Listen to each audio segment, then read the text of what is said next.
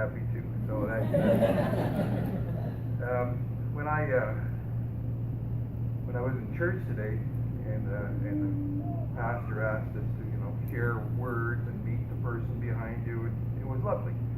And so I turned around, and there was a guy that looked a lot like you, Joe, and it was Bert. Where's Bert? There's Bert, and Margaret, right? And I said to myself, boy, that guy looks old. And then I heard Mark says, boy, that guy looks old. So that's how we got introduced to your other family members. The fact that Therese and I are 10 years apart, 55 and 45 were our age. That's not our age, that's our year. So it was always easy. When I was 10, she was 0. When I was 20, she was 10, and you can do the math on the rest. And and we kind of had two families in our house. The four olders were married quickly, and Therese and Jerome and Bernadette were left at home. And I didn't get to see a lot of her, but I did get lots of news. And it was all pretty terrific. And as a young child, she excelled. Student council president, understand. You saw up here that whatever she did wholeheartedly. She was in Girl Guides and rose to those ranks. And it came time at the end of high school to do something. And I was stuck kind of at campus casing up there. I was teaching. And one day, a student came back to visit the school, and it was a lady, a young girl. And she comes to see me and says, how you doing, sir? And how you doing? What are you up to? Oh, I'm in Sheridan.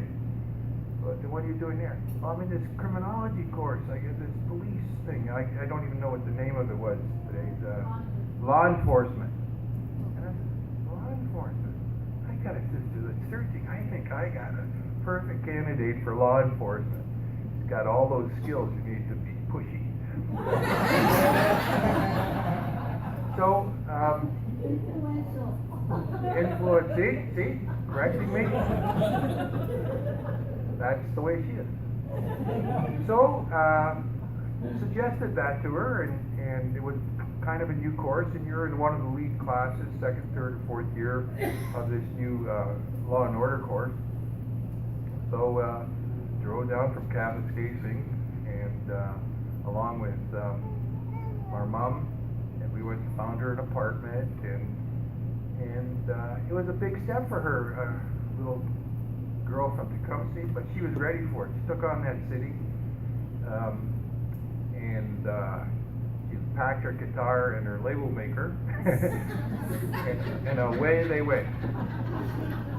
And she made her way. She went through her course, and she was in. We were heavily funded, and she was able to pay her expenses, and ended up getting a little part-time job, and eventually nailed down a pretty good job with Toronto Police.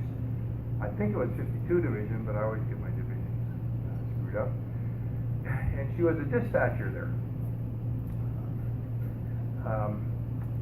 And in the very first days, she said, Roland, come here, I gotta show you something, I gotta hear something. I don't know if you remember playing a tape for me. It was a tape about, I think, it was a long time, we're talking like 40 years ago, and I'm just trying to recall it 40 seconds ago. It was a tape about a holdup downtown Toronto, and she was just like a rookie dispatcher, and she had to mobilize a police force at subways, and so it was a natural, you go here, you go there, you go there. And they were able to, well, I'm not quite sure, but she was commended for it, and it was just kind of the first start of everything she did up there was terrific. And then as things moved along, she got an opportunity to go to Beck Police College, is it Beck? And we got in highly reinforced, and people were searched and patted down, and leave your things there. But as we walked through, today said, "Oh no, they're with me, let them in." So anyway, we bypassed everybody because today's let us in. And then we toured the place a little bit. And we went to the coffee room, and I knew today's had been there because all the mugs were labeled with the names of the policemen. I said, yeah, she's been here. So yes. And then my last kind of story is the police did have a function one year where it was like Policeman's Day at the Canada's Wonderland, and all the policemen and their families and were invited, and we were invited because we knew her. And down through Mickey Mouse and everything comes the chief, and I think it was Fontano. Was there a Chief Fontano? Fantino. It was 40 seconds ago, but I think I got that right.